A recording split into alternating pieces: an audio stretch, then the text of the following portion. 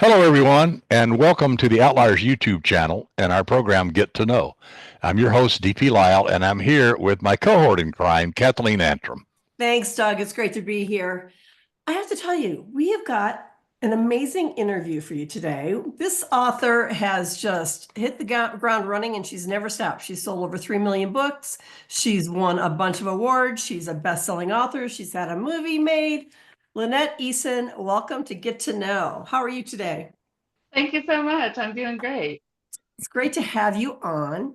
And as Doug knows, I like to torture our victims a little bit. And I want to ask you about your childhood. Okay. My childhood, I had a great childhood. You wouldn't know it by what I write, but I really did. No contact with serial killers or anything like that. But yeah, just grew up in a middle class home and great parents and that liked to travel and took me all over the world. And so, yeah, I had a great childhood. Do you think that involves a lot of reading? That's good. Do you think your childhood factored into you becoming an author and becoming a writer? Oh, absolutely. My mom, when she wasn't cooking or whatever, she was a stay-at-home mom. If you think June Cleaver, that's my mom. And she had a book in her hand. And as a result, I did too. So what kind of stuff did you read as a kid? Yeah. How did you get started with books? Okay, so it was always the Hardy Boys, Nancy Drew, the Boxcar Children, all those that were real popular back when I was a kid in the 60s and 70s. Actually, I can say late 60s, 70s, on into the 80s. So yeah, so that's I grew up reading the suspense, the thrillers, and then later the Harlequin romance, all that stuff. And so I combine the two with what I write and do the romantic suspense thing. So at what point in your life did you start to think, maybe I'd want to be a writer? Were you a kid? I mean, remember when I was in 8th grade wanting to write a book, and I opened my little spiral notebook and started going. And about 2 weeks later, decided it was too hard and said, I don't want to do this. So it wasn't until I had a newborn at home with a husband who traveled for his job that I thought, I'm going to revisit that. And that's when I wrote my first book. Yeah. And of course, you found out it was much easier, right? Yeah. And in the 8th grade. Well, no. I'm being facetious. I will never say writing a book is easy, but it was easier than being in 8th grade. Yeah. Did you have any imaginary friends or anything when you were a kid growing up? I did. So did I. So can I admit that? I had Snarky and Hyacinth. I don't know. Who were your imaginary friends? Okay. My imaginary friends, I didn't name them, but it was, if I did, I don't remember, but I always wanted to be a part of a big family, Also in the Brady Bunch and the Waltons were real big, and I wanted brothers and sisters. I just had one younger brother, and yeah, I needed better siblings, and so I just made them up. That's awesome. And so did you have another career before you went into writing, or how, tell us how this all came about. I did, believe it or not. I was a special education teacher for about 12 years. I actually have a bachelor's in finance, and so I decided to go and teach school because I was tired of the business world. And then I got tired of the school world and went into writing. So when you started writing, when you sat down and you penned your first novel, was that novel published, or was it a later novel that was published? So what was the time frame from the time you said, okay, I'm serious about this, until you first saw a book in print? Oh, wow. So no, the first novel will never be published. Exactly. It will never see the light of day.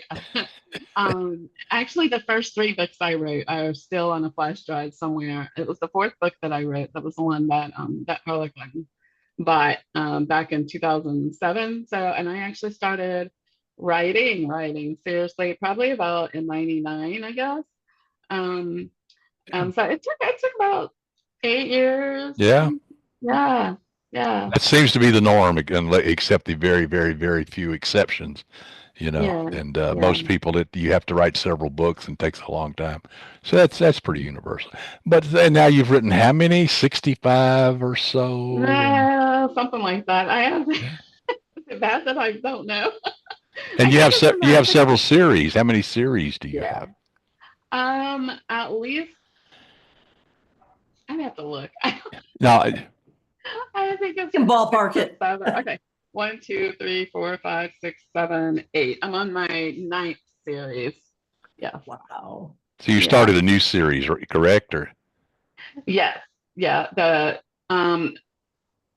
I'm starting a new series. So my third book in the current series that's in the process of releasing now, right? releases next week. Cerebone releases next week, and then but I've already written the fourth book and going through edits with that one, and just turned in a novella that goes with the series. Actually turned that in today, and then yes, that's it. Yes. I Yeah, Is love yeah. that this cover. what do you call this series? The Lake City series, the Lake City Hero series? The Lake Yeah. City Heroes series. Yeah, So yeah, and you can this character is a fire marshal. Are the others also fire marshals, or are they fire different marshal. heroes?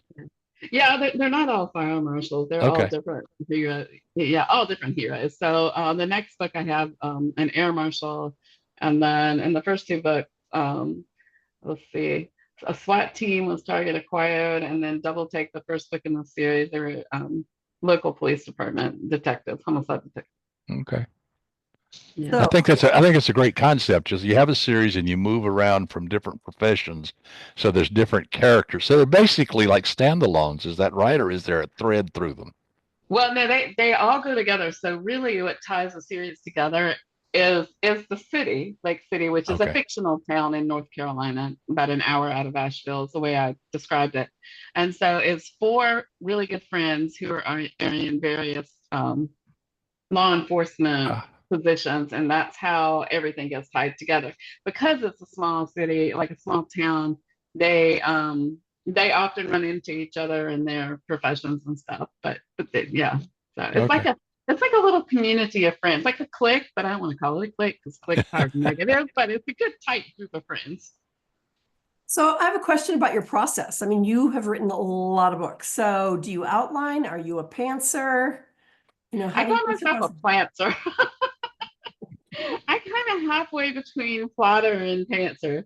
So I kind of I have to know my characters. So I start with the characterization and I just really just do maybe like a stream of consciousness outline of what my characters name, what they look like, their background, biggest fear, deepest wound, most traumatic moment in their childhood, anything that changed the course of their life.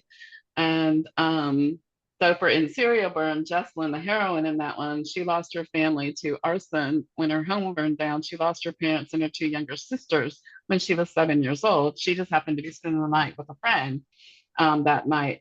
And so that was her defining moment in her life. And because the person was never caught, she became a fire marshal. And anyway, that's how that was the trajectory for her life.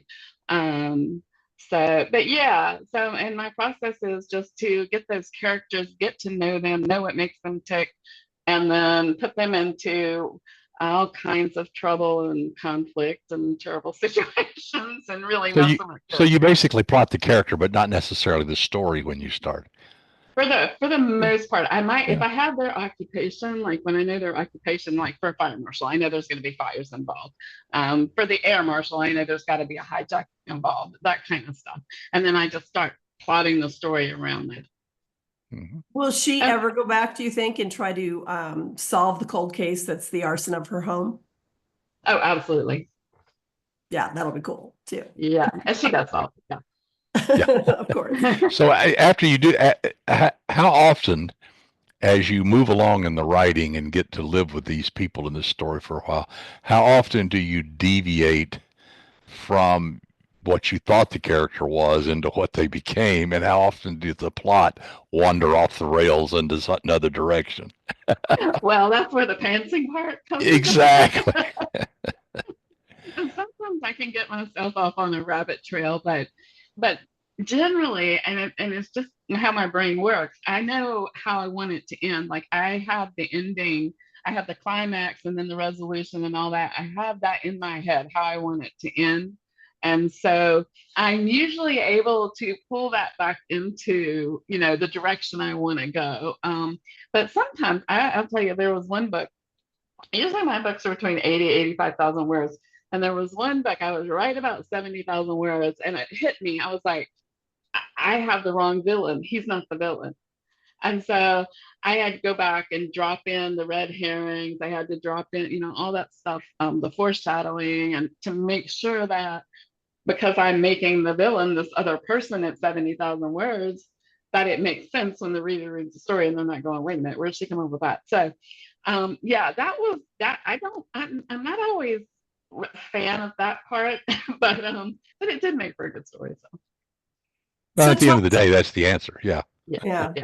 Tell us a little bit more about Serial Burn. So can you give us kind of a teaser on the very first book here? Yeah, so I told you a little bit about how she came into the profession of wanting to be a fire marshal. She actually went into, she has some law enforcement background, went to the police academy because she figured that would help with finding who did this to her family. And so she, the opening scene is a church is burning. And when you have, I know you know this, but when you have a burning, arson of a church, it's considered a hate crime. So they pull in the FBI. And that's how she teams up with Nathan Carlisle. He's an FBI agent that gets called into this case. He and his partner, Andrew Ross, who is the hero in the next story, they get pulled in together. And he and Jesslyn, and of course, all of the other alphabet soup agencies work together and figure out who is burning these buildings and why. And it turns out, I won't give away too much, but it turns out there's a very personal connection to the heroine in the story. And she gets to figure that out. Yeah. Sounds juicy. Tell us, do you have a website where we can send our viewers to check you out and learn more about you? Absolutely. So LynetteEason.com. I do send out a monthly newsletter, and in every newsletter, I have a free read that I give away. It's usually another author, a friend of mine, somebody that writes similar in the same genre. And I also have a free read that it's a short story that you get for signing up for my newsletter. So you can kind of get a taste and feel for how I write, see if you're interested in going further with that. So LynetteEason.com. I'm on Facebook and Instagram, and I'm on Twitter, but I don't do much with Twitter. And I'm also on Pinterest, but I don't do much with that either. I mean, the two places you can find me are Facebook and Instagram usually. Very, very cool. And where can our viewers find your books, purchase them? Yeah, and anywhere that Amazon, Barnes and Noble, Kobo, anywhere you can find a book, you can probably find Barnes and Noble. If you still can find a building. Yeah, exactly. Yeah, most places have them, or they can order them. And do you have any, you belong to all the organizations that we all belong to too. Are you going to any conferences where fans might see you there? Do you attend conferences very often? I do. I go to quite a few conferences. I was at International Thriller Writers, I can't remember. It was before COVID. I haven't been back, but yeah, I do that, and I'll be at Killer Nashville.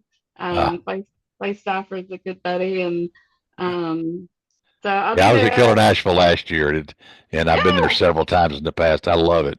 Clay does a great job. It's a great little conference. He's phenomenal. I really enjoy that. I didn't get to go last year. I had this whole neck injury thing going on over the last couple of years that I've been recovering from, and so yeah, almost dying kind of puts you in Yeah. things in perspective for you. But anyway, so I'll be at Killer Nashville this year, and hope to go to BostronCon next year. So I do ACFW, which is American Christian Fiction Writers, and there's a few other smaller conferences that I do. So yeah. Cool. Well, hopefully our paths will cross in person. That would be fun. Yeah. Yes, yes, I would love yes. that. I would love that. And we've got to have you back. You're a fabulous, fabulous interview. Really enjoyed our time with Aw, you. And I thank want to you. ask our viewers to please click the thumbs up. It helps get the interviews out, and to subscribe if you enjoy the interviews we bring to you, because that will get the algorithm going and help other people to see what we're doing here. And anything else, Doug? I'm going to pass it back No, to you. thanks so much for being here, Lynette. We really enjoyed it, and I can't wait to get this book. I'm fascinated by the whole premise. I'm fascinated by the whole series. So everybody go out there and find this book and read it, and tell us what you think. It's been great. So that concludes this episode of Get to Know here on our Outliers YouTube channel. And as you know, we'll be back with other interviews and a lot more fun. So subscribe to us, follow us, and join us down the road for other talks. Until then, keep writing, keep reading, and keep having fun.